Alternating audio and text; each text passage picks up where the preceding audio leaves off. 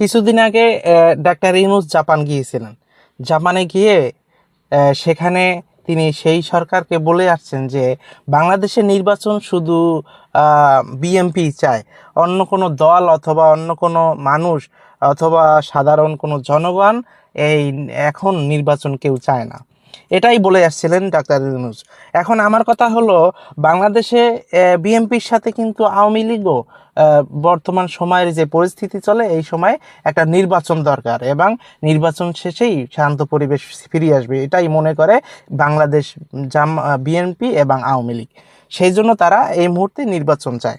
আমার কথা হচ্ছে যে যদি ইউনূস সরকার এটা বলে যে জামাত বিএনপি ছাড়া কেউ নির্বাচনের কথা বলে না, তাহলে একটা হিসাব করি, জানেন, ধরেন বিএনপির সাথে আওয়ামী লীগ আছে, তারাও চায় একটা নির্বাচন আসুক, নির্বাচন হলে ভালো হয়। তাহলে ধরেন বিএনপি যদি 40% থাকে বাংলাদেশের মানুষের ভিতরে, 18 কোটি জনগণের ভিতরে যদি বিএনপির 40% সাপোর্টার থাকে, তাহলে আওয়ামী লীগেরও 44% সাপোর্টার আছে।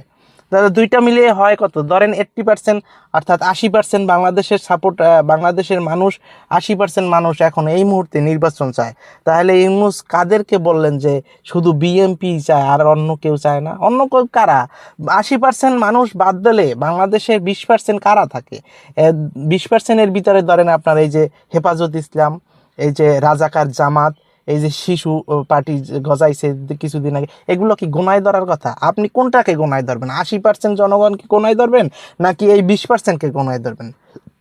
কাদের কথা প্রাধান্য দেওয়া উচিত এই মুহূর্তে বলেন? সেটা এই যে ইউনূস সরকার বলে আসছেন, উনি তো এগুলো বলে বলে আরও মনে করেন কয়েক বছর থাকতে, এমনিতেই এক নাটক কইরা দেখাইছে যে আমি আরও 5 বছর থাকতে চাই। মনে মনে উনি ঠিকই চিন্তা করেন যে আমি আরও 5 বছর থাকতে চাই, কিন্তু বাংলাদেশের যে বর্তমান পরিস্থিতিতে, এই পরিস্থিতি যদি ইউনূস সরকার আরও কিছুদিন থাকে তাহলে এই পরিস্থিতি আরও বেশি খারাপ হবে। এটাই বাংলাদেশের চলমান এখন পরিস্থিতি।